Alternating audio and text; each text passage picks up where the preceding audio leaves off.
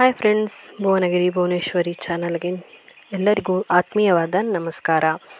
ಇವತ್ತು ಒಂದು ಈಸಿಯಾದ ಸೂಪರ್ ಆಗಿರೋ ಟೇಸ್ಟಿಯಾಗಿರೋ ಒಂದು ರೆಸಿಪಿನ ನಾನು ನಿಮ್ಮ ಜೊತೆ ಶೇರ್ ಮಾಡ್ತಿದ್ದೀನಿ.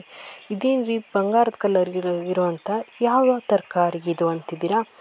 ಎಲ್ಲರಿಗೂ ಗೊತ್ತಿರೋವಂಥ ಕುಂಬಳಕಾಯಿಯಲ್ಲಿ ಒಂದು ಸಖತ್ ಟೇಸ್ಟಿ ರೆಸಿಪಿನ ನಾನು ನಿಮ್ಮ ಜೊತೆ ಶೇರ್ ಮಾಡ್ತಿದ್ದೀನಿ. ತುಂಬ ರುಚಿಯಾಗಿರುತ್ತೆ, ತುಂಬಾ ಚೆನ್ನಾಗಿರುತ್ತೆ. ಬೆಳಗಿನ ತಿಂಡಿಗೆ ಸಖತ್ತಾಗಿರೋಂಥ ಹಳೆ ಕಾಲದ ಹಳ್ಳಿ ರೆಸಿಪಿ ನಾನು ನಿಮ್ಮ ಜೊತೆ ಶೇರ್ ಮಾಡ್ತಾ ಇರೋದು. ತುಂಬ ಟೇಸ್ಟಿಯಾಗಿರುವಂಥ ಈ ಕುಂಬಳಕಾಯಿಯ ಈಸಿ ರೆಸಿಪಿನ ಈ ರೀತಿ ಒಂದು ಸಲ ಟ್ರೈ ಮಾಡಿ. ತುಂಬ ಇಷ್ಟ ಆಗುತ್ತೆ. ನಿಮ್ಮ ಅಜ್ಜಿ ಕೈ ರುಚಿ ನಿಮಗೆ ಸಿಗುತ್ತೆ. ಹಾಗಾದರೆ ಈ ರೆಸಿಪಿ ಹೇಗೆ ಮಾಡೋದು ಅಂತ ನೋಡೋಣ. ಅದಕ್ಕಿಂತ ಮೊದಲು ಯಾರೆಲ್ಲ ಇದೇ ಫಸ್ಟ್ ಟೈಮ್ ನಮ್ಮ ಚಾನಲ್ನ ನೋಡ್ತಾ ಇದ್ದೀರಾ, ಪ್ಲೀಸ್ ಸಬ್ಸ್ಕ್ರೈಬ್ ಆಗಿ, ಹಾಗೆಯೇ ಪಕ್ಕದಲ್ಲಿರುವಂಥ ಬೆಲ್ಲೈಕನ್ನ ಕೂಡ ಒತ್ತಿ ಅದರಲ್ಲಿ ಆಲ್ ಅನ್ನೋದನ್ನ ಸೆಲೆಕ್ಟ್ ಮಾಡೋದ್ರಿಂದ ನಾನು ಹಾಕುವ ಈಸಿ ರೆಸಿಪಿಗಳು ನಿಮಗೆ ನೋಟಿಫಿಕೇಷನ್ ಮೂಲಕ ಬರುತ್ತೆ, ಆಗ ನೀವು ನೋಡ್ಬೋದು. ಹಾಗಾದರೆ ಬನ್ನಿ ಈ ರೆಸಿಪಿನ ಸ್ಟಾರ್ಟ್ ಮಾಡೋಣ. ಮೊದಲಿಗೆ ಒಂದು ಪಾತ್ರೆ ತೊಗೊಂಡಿದ್ದೀನಿ. ಅದಕ್ಕೆ ಸುಮಾರು ಒಂದು ದೊಡ್ಡ ಗಾತ್ರದ ಒಂದು ಕುಂಬಳಕಾಯಿನ ತುರಿದಿಟ್ಕೊಂಡಿರೋದನ್ನ ಹಾಕ್ಕೊಂಡಿದ್ದೀನಿ. ತುರಿದು ಇಟ್ಕೊಂಡಿರೋಂಥ ಕುಂಬಳಕಾಯಿ, ಸಿಹಿ ಕುಂಬಳಕಾಯಿನ ನಾನಿಲ್ಲಿ ಹಾಕ್ಕೊಂಡಿರೋದು. ಇದಕ್ಕೆ ರುಚಿಗೆ ತಕ್ಕಷ್ಟು ಉಪ್ಪನ್ನು ಹಾಕ್ಕೊಂಡಿದ್ದೀನಿ. ಹಾಗೆಯೇ ಬೆಲ್ಲನ ಕೂಡ ಹಾಕ್ಕೊಂಡಿದ್ದೀನಿ. ಸುಮಾರು 1 ಕಪ್ ಆಗೋಷ್ಟು ಬೆಲ್ಲನ ಹಾಕ್ಕೊಂಡಿದ್ದೀನಿ. ಹಾಗೆ ಇವೆಲ್ಲವನ್ನು ಒಂದು ಸಲ ಮಿಕ್ಸ್ ಮಾಡ್ಕೊಂಡಿದ್ದೀನಿ. ಚೆನ್ನಾಗಿ ಕುಂಬಳಕಾಯಿಗೆ ಬೆಲ್ಲ ಉಪ್ಪು ಮಿಕ್ಸ್ ಆಗೋವರೆಗೂ ಚೆನ್ನಾಗಿ ಮಿಕ್ಸ್ ಮಾಡ್ಕೊಳ್ಳಿ. ಒಂದು 2 ನಿಮಿಷನಾದರೂ ಚೆನ್ನಾಗಿ ಕೆಳಗೆ ಮೇಲೆ ಮಿಕ್ಸ್ ಮಾಡ್ಕೋಬೇಕು, ಬೆಲ್ಲ ಪೂರ್ತಿಯಾಗಿ ಕರಗೋ ಥರ. ನೀವು ಇದಕ್ಕೆ ಪೌಡರ್ ಬೆಲ್ಲ ಕೂಡ ಯೂಸ್ ಮಾಡ್ಬೋದು. ನಾನಿಲ್ಲಿ ಜೋನಿ ಬೆಲ್ಲ ಯೂಸ್ ಮಾಡಿರೋದು. ಎಲ್ಲ ಹಾಕಿ ಒಂದು 2 ನಿಮಿಷ ಚೆನ್ನಾಗಿ ಮಿಕ್ಸ್ ಮಾಡಿದಾಗ ಇದರಲ್ಲಿ ಸ್ವಲ್ಪ ನೀರಿನ ಅಂಶ ಬಿಡುತ್ತೆ. ಆಗ ಮೊದಲೇ ಹುರಿದಿಟ್ಟಿರುವಂಥ ಅಕ್ಕಿ ರವೆಯನ್ನು ಹಾಕ್ಕೊಂಡ್ರೆ ಆಯಿತು. ನಾನಿಲ್ಲಿ ಅಕ್ಕಿ ರವೆಯನ್ನು ಯೂಸ್ ಮಾಡಿದ್ದೀನಿ, ಸ್ವಲ್ಪ ಹುರಿದಿಟ್ಕೊಂಡಿರೋದು. ನೀವು ಬೇಕಿದ್ದರೆ ಗೋಧಿ ರವೆ ಕೂಡ ಯೂಸ್ ಮಾಡಬಹುದು. ಗೋಧಿ ರವೆ ಕೂಡ ಸ್ವಲ್ಪ ಬೆಚ್ಚಗೆ ಮಾಡಿ ಹುರ್ಕೊಂಡಿರೋವಂಥದ್ದು ಹಾಕ್ಕೊಂಡ್ರೆ ತುಂಬಾ ಚೆನ್ನಾಗಾಗುತ್ತೆ ಈ ರೆಸಿಪಿ. ಈಗ ಇದಕ್ಕೆ ನಾನು ಅಕ್ಕಿ ರವೆನ ಹಾಕ್ಕೋತಾ ಇದ್ದೀನಿ. ನೀವು ಬೇಕಿದ್ದರೆ ಬೌಲಲ್ಲಿ ಅಳತೆ ಮಾಡಿ ಹಾಕ್ಕೋಬೋದು. 2 ಕುಂಬಳಕಾಯಿ ತುರಿಯಷ್ಟು, ಅಂದರೆ 2 ಕಪ್ ಆಗೋಷ್ಟು ಕುಂಬಳಕಾಯಿ ತುರಿ ಸಿಕ್ಕಿದ್ರೆ ಅದಕ್ಕೆ ನೀವು 4 ಕಪ್ ಆಗೋಷ್ಟು ರವೆಯನ್ನು ಹಾಕ್ಕೋಬೋದು. ರವೆ ಹಾಕಿ ಒಂದು ಸಲ ಚೆನ್ನಾಗಿ ಮಿಕ್ಸ್ ಮಾಡ್ಕೊಳ್ಳಿ. ನೀರಿನ ಅವಶ್ಯಕತೆ ಬಿದ್ದರೆ ಮಾತ್ರ ನೀರನ್ನು ಹಾಕಿ ಇನ್ನೊಂಚೂರು ಮಿಕ್ಸ್ ಮಾಡ್ಕೊಳ್ಳಿ. ಒಂದು ಸಲ ಚೆನ್ನಾಗಿ ಮಿಕ್ಸ್ ಮಾಡ್ಕೊಳ್ಳಿ. ನೋಡಿ ಎಷ್ಟು ಚೆನ್ನಾಗಿ ಮಿಕ್ಸ್ ಆಗಿದೆ ಉದ್ರಾಗಿ ಅಂತ. ಈಗ ಇದಕ್ಕೆ ನೀವು ನೀರು ಬೇಕಿದ್ರೆ ಆ ಥರ ಸ್ವಲ್ಪ ಹಾಕ್ಕೊಂಡು ಮಿಕ್ಸ್ ಮಾಡ್ಕೋಬೋದು. ನಾನಿಲ್ಲಿ ಒಂದು ಅರ್ಧ ಕಪ್ ಆಗೋಷ್ಟು ನೀರನ್ನು ಹಾಕಿ ಚೆನ್ನಾಗಿ ಮಿಕ್ಸ್ ಮಾಡ್ಕೋತಾ ಇದ್ದೀನಿ. ನೀರನ್ನು ಕೂಡ ಹಾಕಿ ಒಂದು ಸಲ ಚೆನ್ನಾಗಿ ಮಿಕ್ಸ್ ಮಾಡಿದ ನಂತರ ಈಗ ಬಾಳೆ ಎಲೆನ ನಾನಿಲ್ಲಿ ಬಾಡಿಸ್ಕೊಂಡು ತೊಗೊಂಡಿದ್ದೀನಿ.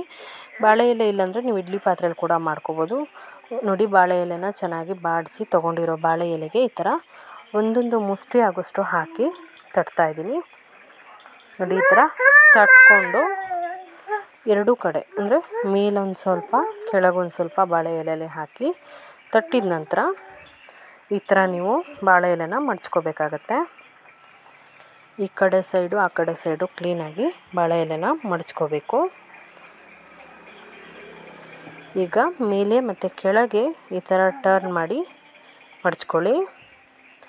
ಈಗ ಸೆಂಟ್ರಲ್ಲಿ ಮಡ್ಚ್ಕೊಂಡ್ರೆ ಆಯಿತು. ಮತ್ತು ಈ ಥರ ಸೆಂಟ್ರಲ್ಲಿ ನೀವು ಮಡಚಿಬಿಟ್ರೆ ನಮ್ಮ ಕಡುಬು ರೆಸಿಪಿಲಿ ರೆಡಿ.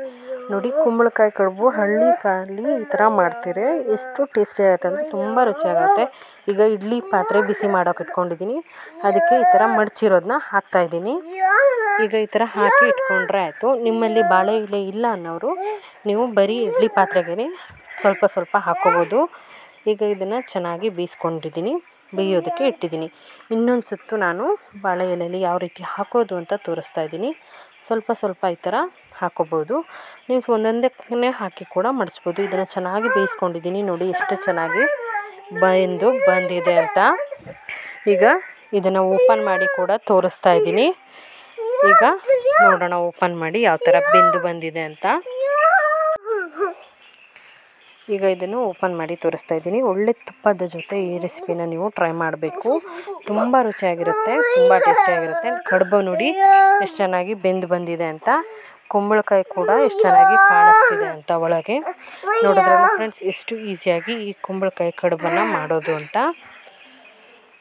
ಈ ಕಡುಬನ್ನು ಬೆಳಗ್ಗೆ ತಿಂಡಿ ರೆಸಿಪಿಗೆ ನೀವು ಆರಾಮಾಗಿ ಟ್ರೈ ಮಾಡ್ಬೋದು. ತುಂಬ ಟೇಸ್ಟಿಯಾಗಿರುತ್ತೆ, ತುಂಬಾ ರುಚಿಯಾಗಿರೋ ಈ ರೆಸಿಪಿನ ಒಂದು ಸಲ ಟ್ರೈ ಮಾಡಿ ಹೇಗೆ ಬಂತು ಅನ್ನೋದನ್ನ ಕಮೆಂಟಲ್ಲಿ ತಿಳಿಸಿ. ಹಾಗೆಯೇ ಈ ರೆಸಿಪಿ ನಿಮಗೆ ಸ್ವಲ್ಪನಾದರೂ ಇಷ್ಟ ಆದರೆ ಪ್ಲೀಸ್ ಒಂದು ಲೈಕ್ ಮಾಡಿ, ಹಾಗೆಯೇ ಸಬ್ಸ್ಕ್ರೈಬ್ ಆಗೋದನ್ನ ಮರಿಬೇಡಿ. ಇನ್ನೊಂದು ಹೊಸ ರೆಸಿಪಿ ಜೊತೆ ಮತ್ತೆ ಸಿಗ್ತೀನಿ. ಅಲ್ಲಿವರೆಗೂ keep watching Bhuvanagiri Bhuvaneshwari channel.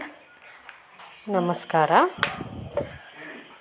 ಬಿಸಿ ಬಿಸಿ ತುಪ್ಪದ ಜೊತೆ ಈ ರೆಸಿಪಿನ ಟ್ರೈ ಮಾಡೋದನ್ನ ಮರಿಬೇಡಿ, ಸಬ್ಸ್ಕ್ರೈಬ್ ಆಗೋದನ್ನು ಕೂಡ ಮರಿಬೇಡಿ ಅಂತ ಹೇಳ್ತಾ ಇನ್ನೊಂದು ಹೊಸ ಅಡುಗೆ ಜೊತೆ ಮತ್ತೆ ಸಿಗ್ತೀನಿ. ಅಲ್ಲಿವರೆಗೂ ನಮಸ್ಕಾರ.